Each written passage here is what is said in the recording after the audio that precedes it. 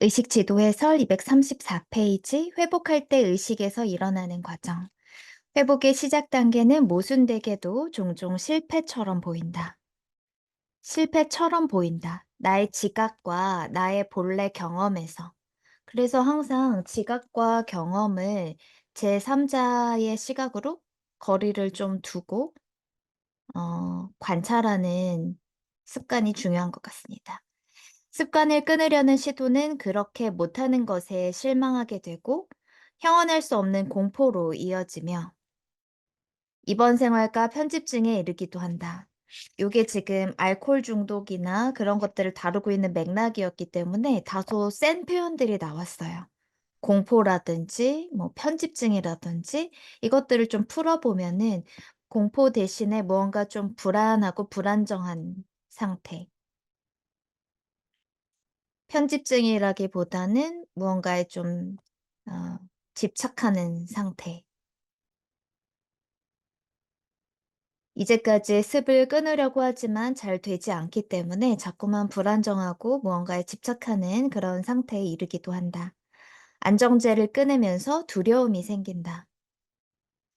안정제라는 것은 내가 예전에 힘들었던 트라우마나 이러한 경험들을 잊기 위해서 여러 습을 만든 게 있으실 거예요.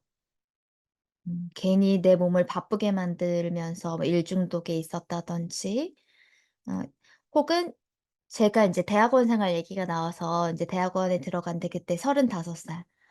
아휴, 지금 생각해 보면 너무 좋은 나이네요. 그때는 그렇게 느끼지 못했는데 35에 가니깐 가족 상담 전공에서 제가 막내인 거예요. 오 마이 갓. 그래서 뭐 이래저래 그 과대를 맡았는데 아마 그때 당시 지금 떠올려 보면은 '내가 또 떠맡게 됐다.'라고 생각했지만 우리 그 올케어라고 이제 막 석사 들어가신 분들 이렇게 도와드리는 프로그램에 계신 분 중에서도 "과 대표 같은 거 하면은 좋은 거냐?" 이렇게 질문이 들어왔어요. 그래서 "장학금 같은 건 좋다. 근데 꼭 뭐 평판이 좋아진다거나 그렇게 좋아지진 않을 수 있다."라고 적어 드리긴 했는데요. 근데 내가 그 또 역할을 떠맡았다고만 표면적으로 또 그렇게 맡게 됐다, 의무를 다하게 됐다 했지만 분명 속으로 계산했거든요. 장학금도 받게 될 거고 장학금 이왕 받는 거 내가 받았으면 좋겠고 했 했던 걸로 기억을 하는데 저의 습은 마치 그런 내가 역할을 떠맡고 내가 좀 희생적으로 하고 남들을 위해 하고 이런 식으로만 생각하는 중독이 있는 거죠. 그렇게 하면 뭐가 좋간디? 그런 것들도. 근데 그걸 인제 석사 공부하면서 '아 이런 것들은 이게 내 습관이고 심리적인 어떤 기제가 있던 걸 이해하면서 그 역할을 내려놓으려고 하니까 엄청 불안정해지는 거예요. 이 역할을 어떻게 놔야 될지도 모르겠고 열심히 챙기는 거는 너무 잘할 수 있는데 안 하는 건 어떻게 해야 되는지 모르겠는 거예요. 그래서 두려움이 생기고 내가 이런 착한 역할, 보기 좋은 역할, 인정받는 역할을 안 한다고 생각하니까 그 단물을 못 빨아먹으니까 되게 힘들더라고요.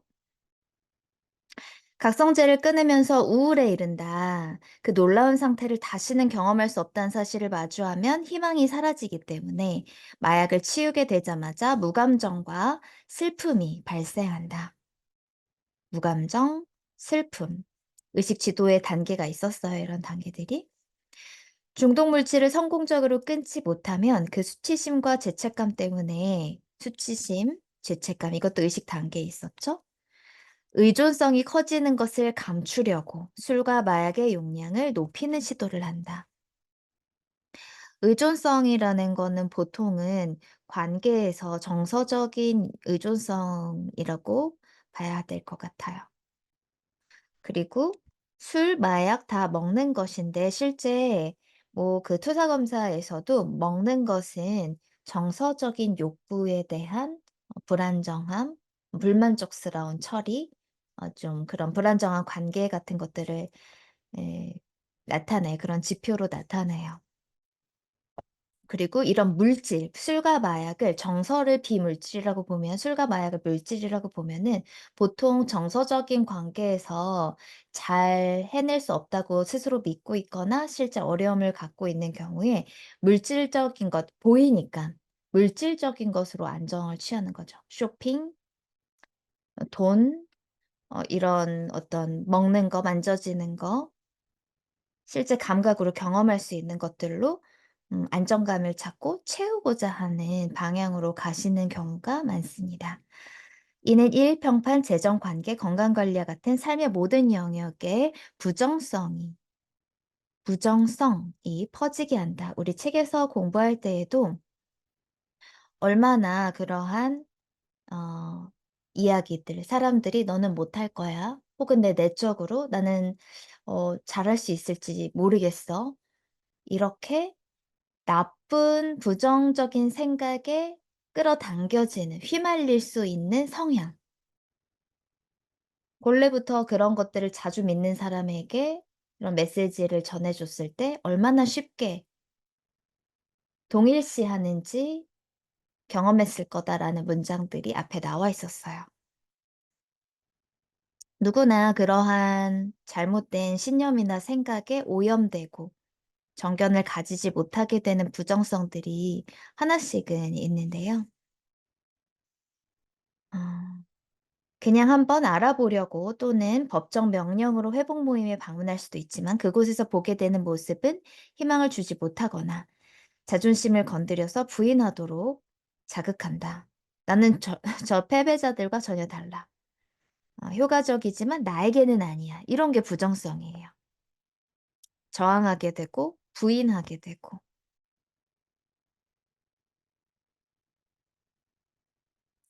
사람은 자신의 밑바닥을 치기 전에는 준비되지 않는다. 여기에 하이라이트 별표 몇 개 해 볼까요? 나중에도 읽으실 수 있도록. 사람은 자신의 밑바닥을 치기 전에는 준비되지 않는다. 이는 개인마다 다양하지만 의식 내면에서는 공통된 과정을 거친다. 삶은 그들에게 내적인 고통이나 외부의 비극을 직면하게 하고 내적인 고통, 외부의 비극, 동그라미, 동그라미, 직면하게 된다. 직면의 별표. 그저 언뜻 읽어보게 한다라든지 지나치게 한다, 뭐 예감하게 한다의 정도가 아니에요. 그냥 똑바로 보게 한다예요. "너 이거야. 이거야. 이거였어."라고 하고 직면하게 하고 결국 12 단계 중 1 단계 그들이 물질에 무력하다는 것 그리고 그들의 삶은 수습할 수 없는 지경에 있었다 이르렀다는 진실을 말하는 것. 진실, 별표 이게 아까 직면과 대응 이어지는 어 단어인 거죠. 진실을 직면하게 되는 거예요. 근데 이 단계에서는 개인이 경험하기로는 엄청난 내적인 고통과 외부의 비극처럼 경험이 되어지는 순간입니다. 어떤 것에 대한 진실을 분명히 말하면 부정적인 것이 긍정적인 것으로 전환된다. 여기도 별표 여러 개에서 나중에 보실 수 있도록 표시해 보세요. 그런데 이 엄청난 내적인 고통과 외부의 비극을 직면하게 되었을 때 여기에서의 용기를 내라는 거죠. 어떤 용기? "너 이거야."라고 탁 맞닥뜨려 줬는데 그냥 버티는 거예요 거기서 인제. 고통은 "아니야." 뭐 나 아까처럼 "나는 달라." 라든지 "나에겐 아니야." 이렇게 한다든지 아니면 막 도망간다든지 아니면 다른 긍정적인 감정으로 너무 빨리 전환시키든지 예를 들면 바로 막 "나 좋아졌다. 이젠 좋아졌다. 나 이제는 아니다. 나 이런 점들이 좋아졌다. 괜찮다." 이것도 엄청 막 시멘트로 발라 버리고 있는 거예요. 그런 게 아니라 인정하고 거기서 그냥 버티는 거예요. 그 고통스러운 상태에서. 아직도 그렇다는 거에 대해서 버티고 그것도 용기인 거죠. 자, 예기치 않게도 용기 수준에서 사람은 의식의 여정을 시작하게 되고 스스로에게 힘을 부여하기 시작한다. 스스로, 힘, 파워. 책에서 구분하는 이제 끌어내려지는 포스, 어 그런 아래로 내려지는 포스가 아니라 위로 올라가는 파워가 생기기 시작한다. 예기치 않게도 진실을 말하는 용기는 필요한 모든 도움을 불러온다. 그 용기 자체가 도움을 불러온다. 우리가 의식지도 해설에서 계속해서 반복적으로 배우고 있는 것은 의식 단계를 그냥 수능해서 올리는 것만으로도 모든 도움과 기회가 저절로 생긴다는 거죠. 도움, 기회, 힘 같은 것들은 저절로 따라오는 것인데 마치 그것을 내가 해야 하는 것으로 생각을 해서 "그 단계까진 난 못 가."라고 하지만 내가 "그냥 해."라고 하면은 거기에 인제 도움들이 온다는 거예요. 그리고 그것을 하는 방법 중에 하나는 그전에서도 그런 것들이 있고 다른 책에도 이런 말들이 많이 나오는데 그저 "나는 못하니 도와주소서." 기도하는 것. "나는 못한다. 그래서 도와달라."라고 하는 거죠. 그래서 그 증권가에서 그 리만 브라더스 사태인가요? 그걸 다룬 영화가 있었어요. 지금 제목이 당장 생각은 안 나는데 그 영화에 보면 마이클 뭐뭐뭐라고 하는 그 증권가에서 분석하고 그런 사람이 예감을 했어요. 데이터를 분명히 보고 '큰일 났다.' 그리고 몇몇 젊은 그런 투자자들이 알았어요. 그래서 막 경고도 하고 그러면 안 된다고 하는데 막 잘 돼 가고 있으니깐 이 사람들이 그런 부정적인 신호를 오히려 두려워해서 직면하지를 않았어요. '잘 될 거야. 너네들이 잘못된 거야.' 하다가 이제 폭삭 무너진 거더라고요. 그래서 그 젊은 투자자들이 '이거 큰일 났다.' 싶어 가지고 정말 전설적인 투자가 그런 애널리스트에게 연락을 취해서 도와달라고 했어요. 그래서 그분이 인제 이런 증권가 판들과 주류들의 그런 폭정 같은 거에 질려 가지고 인제 떠나 있었는데 알겠다고 도와주겠다고 한 게 이게 또 인제 그 브래드 피트예요. 브래드 피트 영화를 쫓아다니고 있나 봐요 제가. 브래드 피트인데 그 사태가 인제 다 벌써 일어났고 그 젊은 투자자들은 덕분에 그 도움 덕분에 그거를 잘 넘어갈 수 있었고 떼돈을 벌었어요. 그렇지만 둘이서 이렇게 얘기하다가 이상한 거예요. 근데 이 대단한 분이 왜 우리를 도와줬을까? 그래서 연락을 했어요. "누구님 왜 저희를 도와줬어요?" 그러니까 뭐라고 했을까요, 이 사람이? 도와달라며. 도와달라며. 사람들은 도와달라고 하질 않는 거예요. 그죠. 돌이켜 보면은 그 어려운 순간에 항상 우리는 먼저 "안 될 거야." 아니면 그냥 좌절해 버려요. 근데 이제는 이 의식 지도 해설에서는 그냥 그 좀 더 높은 의식 수준에 "도와달라고 해 보자."라는 것을 우리가 배웁니다. 그러면 모든 기회와 도움, 모든 긍정성들이 인제 그걸로부터 오는 거죠. 자. 이렇게 소름이 끼칠 정도로 너무 진실인 것 같습니다. 이는 진실을 마주하기 두려워하는 사람에게는 알려지지 않은 사실이다. 진실을 마주하려는 용기를 가지는 것. 어떤 용기인지가 이제는 이 표현이 중요한 것 같아요. 무슨 용기였는지. 이 백의 용기는 뭐였냐면은 진실을 마주하는 용기였어요. 근데 거기에는 내적인 고통과 외부의 비극적인 사태처럼 보이는 게 동반되는 그런 경험을 하게 되는 거였어요. 너무 용기가 안 나는 상황일 수 있겠죠. 즉 생명의 에너지 자체를 긍정하자마자 생명은 그들을 긍정하며 앞으로 향하는 길을 열어준다. 요즘 제가 공부하고 있는 하트플리스의 인제 가이드이신 다지 마스터께서 요즘 유독 이 라이프 포스라고 영어로 쓰세요. 근데 이게 생명 에너지잖아요, 지금 나와 있는.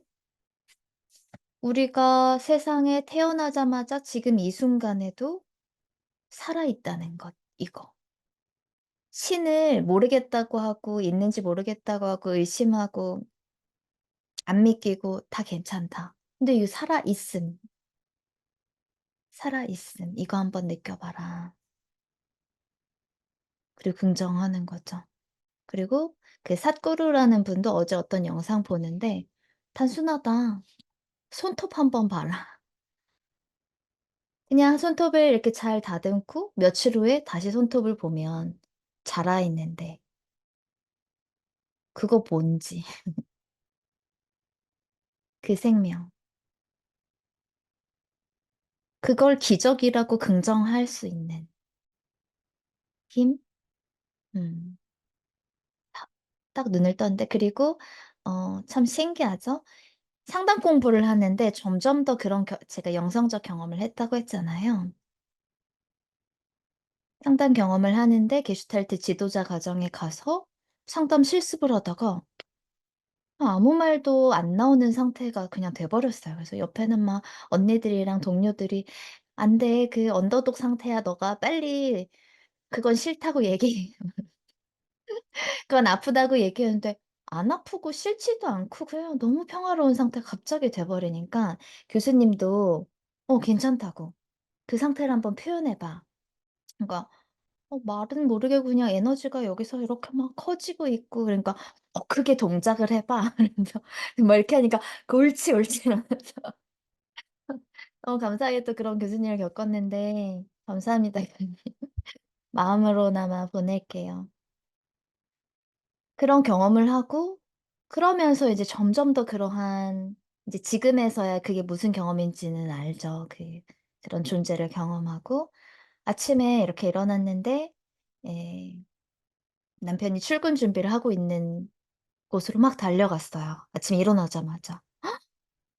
"여보 아침에 일어났는데 오늘이라는 선물이 크리스마스처럼" 그러니까 약간 울컥하는데 "크리스마스처럼 오늘이라는 선물이 딱 있어."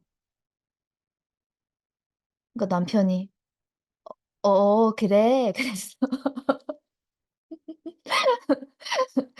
항상 그 좀 둔감하지만 뭔지는 알고 있는 듯한 그런 거. 아 우리 또 H 선생님 또 너무 소중하고 감사합니다. 이렇게 공명해 주셔서 또 이모 선생님 이 얼굴들 어쩔까. 너무 축복이네요. 그렇게 느껴지고 지금 다시 그 감동을 전할 수 있고 그런 거죠.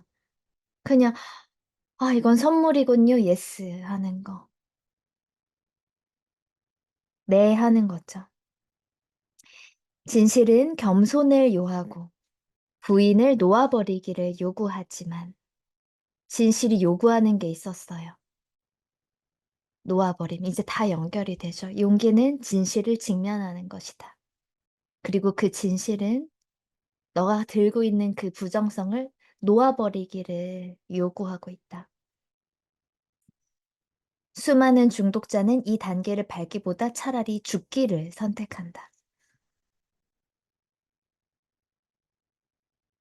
근데 제가 최근에 이런 경험을 하면서 죽기를 선택하는 것도 상징적이고 좋은 것 같아요. 인제 그 에고가 죽기를 선택하는 거죠 이제. '못 살겠다. 날 죽어 버리겠다.' 차라리 그게 예 정말로 내 생명을 죽이는 게 아니라 그 작은 나 여기서 설명했던 국소적인 나, 작은 나가 드디어 뭐 그렇게 떠날 것을 선택을 한다면 음 그것도 좋은 과정일 수 있을 것 같아요. 우리가 살아있는 한 모든 건 그저 과정인 거죠, 과정. 궁극적 상태에 이루고자 몰두하는 것은 우리가 중독자와 알코올 중독자에서 확인하는 무엇이다. 사람은 내면의 높은 의식 상태의 경험에 중독되고 이후에는 가장 높은 상태에 이르고자 하는 어마어마한 욕구를 드러낸다. 생명의 위험을 무릅쓰고 그것을 위해 모든 것을 포기한다. 목표는 여전히 유효하고 고귀하다. 단순히 기법을 바꾸면 되는 문제이며 내면의 평화 상태를 추구할 필요가 없음을 깨달으면 되는 문제이다. 그래서 인제 여기 계신 임 이모 선생님께서 애모 선생님께서 어제 너무 소중한 노래를 선물로 이렇게 링크를 주셨어요. 봉우리. 누구나 가장 높은 봉우리, 가장 뾰족한 곳을 향해서 오르려고 하는데 결국에 거기서 경험하는 것은 혼자 된 외로움이다. 우리는 낮은 곳으로 흘러서 오히려 바다에 도착할 것이다. 계속해서 무릅쓰고 그 욕구로 올라가고 두려움으로 올라가고 중독으로 올라가지만 언제나 그냥 내려놓고 힘을 풀고 있으면 바다로 흐르게 되는, 그래서 힘을 풀면 바다를 향하고 구름이 겉혀지도록 그냥 기다리면 태양이 언제나 존재했던 것처럼 그러면 중독에서 벗어날 수가 있는데 예 어렵죠. 마치 그러면 추락하는 것 같고 오르지 않으면 추락하는 것 같고 그만 놔 가만히 놔두면은 그 어둠 속에서 회복될 수는 없을 것만 같아서. 회복은 절망, 죄책감, 수치심, 두려움, 분노, 자부심이라는 구름을 제거하는 과정이다. 낮은 에너지장을 직면하고 놓아버리면서 전부 초월하는 것이다. 사람들은 그래서 실수하거나 좀 잘못 이해하게 되는 것은 우리가 잘못 이해하게 되는 것은 초월만 하고 싶어 하지 직면하려는 건 하진 않는 거죠. 직면을 해야 무엇을 진실을 직면을 해야 진실을 통해서 내려놓아야 초월이 되는 것인데 직면, 내려놓음 안 하고 초월만, 초월만. 제가 하트플리스 명상 과정으로 지금 글쎄요.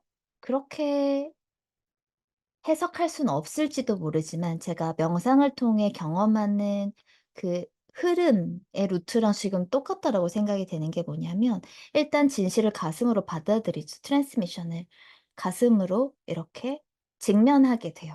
마주하게 돼요. 사랑을 마주하게 돼요.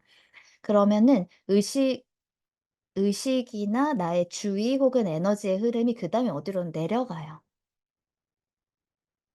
슥 슥 "엘리베이터처럼 내려갑니다."라고 실제로 수행일기에 쓰시는 분들도 있어요, 명상일기에. 그래서 제가 "잘 경험하셨다."라고 하면 이제 주의를 드리는 건 "다들 엘리베이터 탄다." 이러면서 생각으로 쑥 내려가면은 "큰일 난다. 가상이다. 하지 말아라."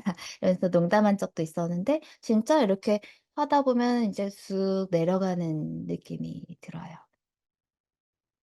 진짜 이렇게 받아서 소화하고 그 신성한 양식을 소화하고 그다음에 어떻게 되면 다시 이렇게 쑥 초이식으로 올라가는 느낌이 들어요.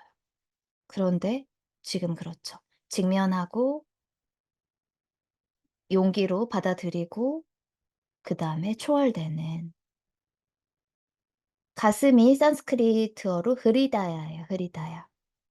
흐르, 다, 야, 얌 이게 세 개가 합성된 거예요. 흐르는 받는 거고요. 그다음에 나서 그다음에 주는 거고 그다음에 가는 거예요. 이 작용이 진짜 그 에너지 흐름과 이 단어와 의식의 상승이 그냥 다 똑같은 말이에요. 그래서 제가 산스크리트어를 너무 공부하고 싶었던 게 언어 자체가 굉장히 신성하고 이게 경험이고 말씀이에요, 그 자체가. 단어 하나하나 자체가. 그래서 이 동작으로 외우실 수 있을 것 같아요. 가슴으로 받아들여서 쑥 소화시키고 아래로 내려가서 소화시키고 그다음엔 저절로 초월된다. 근데 우린 소화를 안 시키죠. 퇴. 심지어 다른 사람 얼굴에 침 뱉듯이. "내가 그럴 리 없지. 네 녀석의 잘못이지." 이러면서 침 뱉듯이 탁 밀쳐낸다든지 실제로 어떤 여러 가지 동작들로 나오게 돼서 너무 고통스러우니까. 어제도 우연히 인제 밤에는 이렇게 여러 가지 '나한테 다가오는 메시지가 뭘까?'라고 좀 설레는 마음으로 쇼츠 릴스를 볼 때도 있어요. '그걸 내가 받아들이겠다.' 딱 보는데 사람이 변화하는 4 가지 계기 혹은 방법 리더십 코칭처럼 하시면서 첫 번째로 하신 게 뭐냐면 다 인제 그 약간 반복해서 "무언가가 충분하면 변화한다. 무언가가 충분하면 변화한다." 여기에 다른 단어들을 넣어서 영어로 말씀해 주시는 그런 코치의 말이었는데 "고통이 충분하면 변화한다." 이게 첫 번째 문장이었어요. 이 사람이 충분히 고통받으면 변화한다. 이 사람이 충분히 받으면 이제는 뭔가 할 수 있어진다. 이런 문장들이었거든요. 우리 235 페이지 하고 있습니다. 사람이 중독에 대한 치료를 찾고 있을 때 235 페이지예요.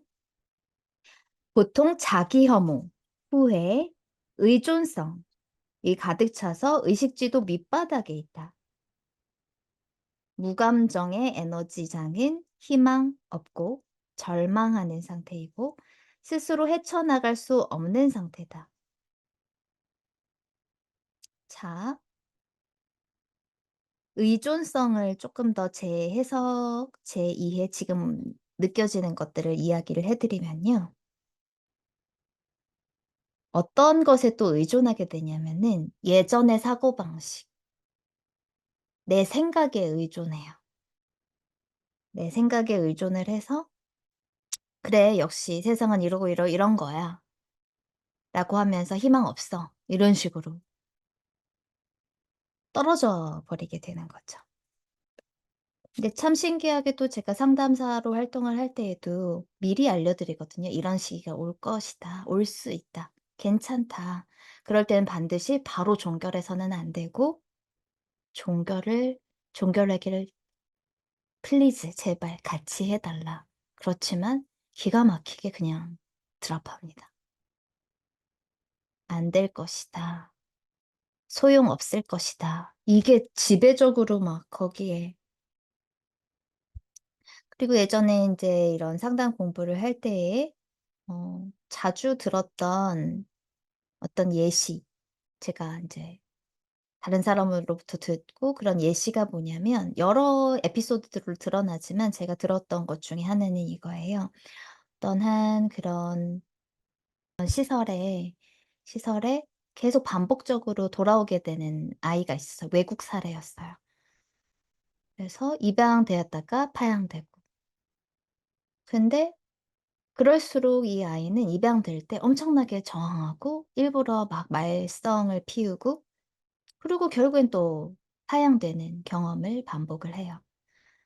그래서 한날은 아주 점잖고 성실하고 마음 따뜻한 부부가 와서 그 아이를 인제 좋다고 데려가서 사랑으로 온통 사랑으로만 대했는데도 이 아이는 계속해서 저항하고 싫다고 하고 그렇게 한 거죠. 그러던 어느 날 외국 사례예요. 어느 날 이 집에 강도가 들어서 부부가 살해당했어요. 그래서 이 아이가 신고를 해서 인제 경찰들이 오고 그 구조대가 오고 해서 그런 상황에 이 형사라고 해야 되나요? 이 사람은 이 아들을 지목했어요. "얘가 범인일 가능성이 높다."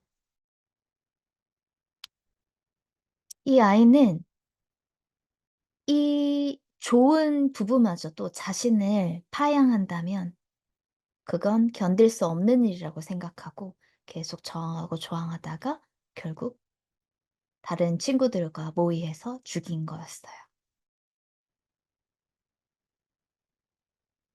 그래서 상담에서 좋은 경험을 하다가도 이랬다가는 내가 정말로 두려운 걸 직면해야 되는 상황이 오게 되다 보니까 차라리 익숙한 고통과 익숙한 고립, 외로움 이걸 그냥 선택해 버리는 거예요, 무의식적으로.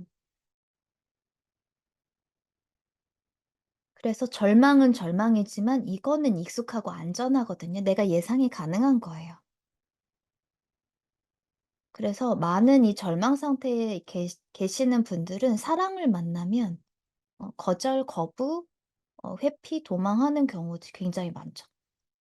그냥 많은 드라마나 영화를 봐도 그런 캐릭터들에 대한 묘사가 많이 나와요. 또는 자기 자신에 대한 사랑도 그렇죠. '나는 그렇게까지 좋은 사람은 아니야. 그렇게까지 뭐 훌륭한 사람은 아니야.' 내가 그렇게 그런 사람일 거라고 혹시나 기대하고 희망했다가 거절당할까 봐, 실패할까 봐, 진짜 시도했다가 혹시나 실패하면은 내가 설마 설마 했는데 정말 못난 사람이라는 걸 내가 알게 될까 봐, 그래서 인제 예전의 정체성과 내가 믿고 있는 나에 그냥 살고 있는 경우가 지구의 대부분인 거죠. 자, 희망 없다는 것은 말 그대로이다. 예를 들어 주 변호사 협회 대표는 하숙집에서 홀로 살며 문자 그대로 굶어 죽었다. 그는 진정제 술을 마시는데 중독됐다. 누구에게도 도와달라고 전화하지 않았다. 아까도 이야기했죠. 이런 상태에서는 도와달라고 하는 어떤 그러한 견해, 아이디어나 에너지조차 없는 거예요. 도와달라고 할 수 있는 거는 되게 긍정적인 신호로 볼 수 있습니다. 뛰어난 능력을 지닌 그 남성에게는 많은 친구가 있었고 친구들 모두 그를 돕기 위해 무엇이든 할 수 있었지만 그는 희망이 없으므로 전화 거는 거 의미가 없다고 느꼈다. 그 낮은 의식 상태로 그냥 쑥 빠져버리기 때문에 상담사가 아무리 "한 번 더 이야기해 보자." 거절. "날 좀 내버려 둬라."라고 오히려 화를 낸다든지. 당신은 이것으로 잘 회복될 수도 있겠지만 내 경우에는 희망이 없어요. 굉장히 체념한 상태가 많거든요, 이 상태에서는. 도저히 안 돼라고 이미 그 세계에서 살고 있기 때문에 아무리 "될 수 있어, 될 수 있어." 해도 믿어지지가 않아요. 그래서 무감정 수준에 있을 때 그 사람에게 "신은 죽어 있다." 여기도 별표. 왜냐하면 의식 수준에 따라서 경험하는 신의 어떤 본질, 그 신과의 관계가 달라져요. 그래서 죽어 있는 신, 원망스러운 신, 쭉 가다가 나중에는 온통 사랑뿐인 신, 나를 비판하지도 않고 벌 주지 않는 신, 이런 식으로 상승하게 됩니다. 우리는 그들에게 에너지를 쏟아부을 수 있을 뿐이다. 의식 안에서 일어나는 과정은 근데 에너지의 소실이다. 아무리 퍼붓고 퍼붓고 해도 사람은 활력을 잃게 된다. 텅 비고 전적으로 의기소침해진다. 해결책은 그 사람에게 사려 깊음, 사랑임, 육체적 현존, 영양, 그 외 가능한 모든 것을 통해 에너지를 쏟아부어 그다음 에너지장인 슬픔으로 상승시키는 것이다. 이런 식으로 계속 상승시키는 과정들이 책에 묘사되어 있습니다.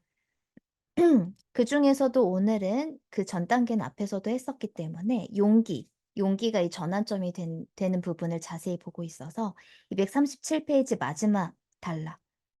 진실을 말하는 용기는 회복에서 필수적인 단계이다. 익명의 알코올 중독자들 12단계 첫 번째 단계. 술과 마약의 무력함을 인정하는 것. 이것의 강력한 효과를 알게 되는데 이제 직면이라고 하면은 무슨 단계인지 우리가 자세하게 배웠죠? 그 내적 고통과 외부의 비극을 있는 그대로 직면하고 뭐까지 포함돼요? 홀드, 버티는 거. 갑자기 좋아지려고 하거나 아니라고 부정하거나 밀쳐내거나 이러지 않고 직면이라는 건 그 상태에 버티는 것. 직면하고 대처하며 다루고 적합하게 될 능력을 허용한다. 능력을 허용해 준다. 별표 많이 많이. 앞에서 읽어 봤지만 능력을 허용하지 않아요. "안 돼. 이건 안 되는 거야. 너네들이 도와줘도 소용없을 거야." 능력을 허용하질 않아요. 그러니까 아무도 도와줄 수가 없어요. 실제 여러 말씀에서도 스스로 돕지 않는데 '신이 어떻게 도울 수가 있는가.'라고 음 질문해 주시고 알려 주시는 글들도 많이 보게 됩니다. "능력을 허용해야 힘을 다시 부여하는 것을 나타낸다. 이는 힘을 다시 부여하는 것을 나타낸다." 이 바로 허용하는 작업이 말씀드린 기도일 것 같아요. "저는 할 수 없지만 해 주소서."라고 도와줄 수 있게 요청하는 거죠. 근데 이 도움 요청을 하지 않는다는 거죠. 이제는 우리 매일 밤 요청할까요? 그런 거 기도 아니시라고는 했지만. 알어. 신이 알아. 근데 그게 이제는 그 우리의 그 밑바닥의 뜻은 뭐냐면 그걸 정말로 달라고 하는 게 아니라 인제 우리가 여는 거죠. 그 도움을 받겠다고. 당신의 능력을 받겠다고. 나는 못하지만 당신의 능력을 받겠다고 내가 마음을 열듯이 요청을 하는 거죠. 너무 절망하면서 요청하는 게 아니라 마음을 열듯이 "도와주소서." 요청을 해요. 그러면 세상은 기회로 보이고 자 보이고의 별표 좀 해 볼게요. 그래서 의식이 상승한다는 것은 우리가 진보하거나 부정성에서 긍정성으로 간다는 것은 여러 번 이런 표현으로 나왔는데 관점이 변화하는 것이다. 내가 세상을 보는 눈이 달라지기 때문에 인젠 기회로 보인다. 절망으로 보였고 빛이 없음으로 보였는데 이제 기회로 보인다. 열린 마음 덕분에 처음으로 진실이 마음에 들어갈 길이 생긴다. 자부심은 사람이 용기로 상승하도록 활용될 수 있다. 사실을 바라보게 활용될 수 있다. 그렇게 하는 것은 다음 위치인 중립으로 상승하도록 북돋아 준다.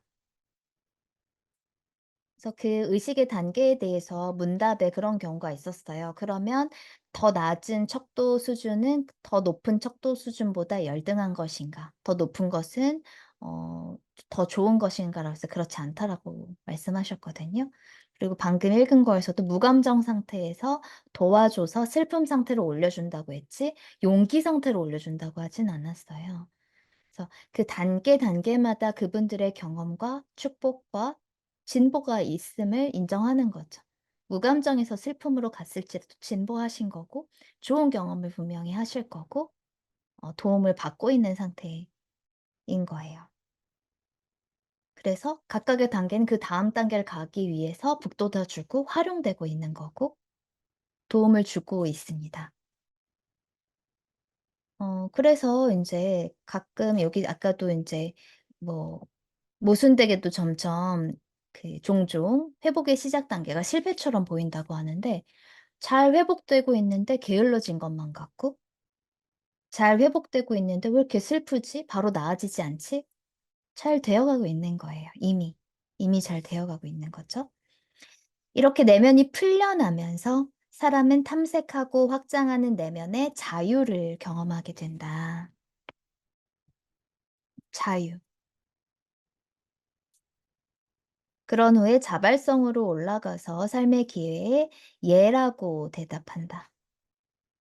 탐사에 동참하여 같이 하기로 동의한다. 자발성 수준에서 결국에 사람은 우호적인 세상에 존재하는 전인적 회복 과정을 알아보는 역량이 발전하고 그러니까 전체를 볼 수 있게 돼요, 지금.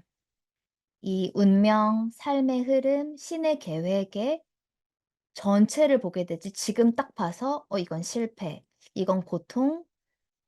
이거는 절망.' 이렇게 보는 게 아니라 전체에서 잘 되어가고 있음을 믿고 하는 거죠. "예."라고 대답한다. 그다음에 인제 받아들임 이런 식으로 나가고 있어요. 자 그래서 12 단계 잠깐 볼까요? 240 페이지. 익명의 알코올 중독자들 12 단계. 그래서 1 단계는 계속해서 반복되었고 나의 중독을 인정하는 것. 그다음에 2 단계에 보면은 믿게 되었다. 믿음. 그래서 시인 동그라미 믿게 되었다. 믿음 동그라미. 3 단계 우리가 이해하게 된 대로 돌보심에 우리의 의지와 생명을 맡기기로 했다. 믿고 난 다음에 뭐 했어? 내맡긴다. 우리도 그렇죠? 인제 알아보고 '아 내가 이게 부족하구나.' 그다음에 믿을 수 있는지 확인해 보고 그다음에는 이제 맡기는 거죠. 어떤 행동을 하는 거죠. 그다음에 다시 두려움 없이 바르게 나에 대해서 보는 거예요. 4 단계에서는. 그전에 온통 두려움으로 나를 보다 보니깐 '안 될 거야. 소용없어. 너네들이 도와줘도 소용없어.' 하다가 이제는 두려움이 없이 검토를 다시 해요. 그다음 5 단계 시인했다. 인제 표현해 보는 거죠. 고백하는 거예요. 그래서 혼자서 작업할 때에도 그냥 빈 의자나 방석 같은 거 두고선 그 앞에다 직접 화법으로 얘기하세요. 간접 화법으로 혹은 설명하듯이 저는 사실은 내면에 이러한 두려움이 있었어요."라고 하는 게 아니라 사람한테 진짜 얘기하는 것처럼 "난 그게 두려웠어." 하면은 경험이 더 강렬해져요. 거기 감정도 결합하고 온갖 진실들이 결합해서 풀려나게 돼요. 설명하는 건 정말 좋지 않아요. 주지화시켜서 지식처럼 말하고 이러는 거 안 좋아해요. 신께서 이러한 모든 성격적 결점들을 제거해 주시도록 완전히 준비했다. 저도 항상 느껴요. 제가 굳이 막 글로 올리고 여러 이제 뭐 도반들이 있는 커뮤니티나 인스타그램에도 한번 올려 보고 그러는 곳은 그렇게 올리고 나서 신기하게 느낌이 거두어가진 느낌이 들어요 진짜로. 이제 도반한테 그렇게 표현한 적도 있었어요. 한 번은 서로 약점 같은 거를 말하는 그런 때가 있었는데 제가 그냥 솔직하게 "저는 사실 아무도 믿지 않습니다."라고 하니까 그다음 날 그 단어조차 생각이 안 날 정도로 슥 이렇게 된 그때마다 이제 너무 깊은 쌈스카라면은 잘 안 될 수도 있으니까 그럴 때마다 인제 고백해 보는 거죠. "나는 사실 아무도 믿지 않아." 그런 사람은 뭘 경험하겠어요? 지독하게 외롭겠죠. 근데 많은 심리적 문제는 결국에 이 나와의 관계, 다른 사람의 관계는 나와의 관계예요 가만히 들여다보면은. 내가 나한테 하고 싶은 말 다른 사람한테 하고요. 내가 겪고 싶지 않은 것 다른 사람이 겪게 하지 않으려고 온갖 호의를 다 베풀어요. 실제 상담 전공하겠다고 이렇게 오셔서 저도 그랬지만 "왜 하고 싶냐."고 하면 "다른 사람은 이 아픔을 겪게 하고 싶지가 않다." 그러면 그 아픔을 겪어 봐 "아이고, 아이고." 막 이러면서 막 하는데 아픔을 겪어야 넘어간다고 우리 방금 같이 공부하고 있죠. 오히려 같이 버텨주는 것. 그것이 인제 치유의 가이드가 될 수도 있겠습니다. 그래서 고백을 하면은 인제 준비가 된 거예요. 올려놔진 거예요 이제 거기에. "신께서 우리의 단점을 없애 주시기를 겸손하게 간청했다." 그냥 장난스럽게 얘기하면은 뭐 "아 나도 할 수 있지만 한번 해 주시죠." 이런 게 아니에요. 나는 못한다는 걸 절절하게 이 경험을 한 상태예요. '나는 내 힘으로는 도저히 못합니다.'가 인제 경험이 되신 상태예요. 그러니까 완전 밑바닥인 거죠 여기는. 그전까지는 어떻게 뭐 빠져나가기도 하고 뭐 하기도 하고 했는데 도저히 안 되는 상황까지 몰리게 되는 거예요. 8 단계 우리가 해를 끼친 모든 사람의 명단을 만들어서 그들 모두에게 기꺼이 보상할 용의를 갖게 되었다. 제가 보기에는 이거는 인제 용서의 마음인 것 같아요. 기꺼이 예 보상할 용의를 갖게 되었다. 뭐냐면 이런 걸 하려면은 내가 스스로를 그걸 시인하고 나를 용서하는 마음이 없으면 받아들여지지가 않기 때문에 도망가고 싶거든요, 내가 그런 짓을 했다는 것에 대해서. 근데 그럴 수 있다.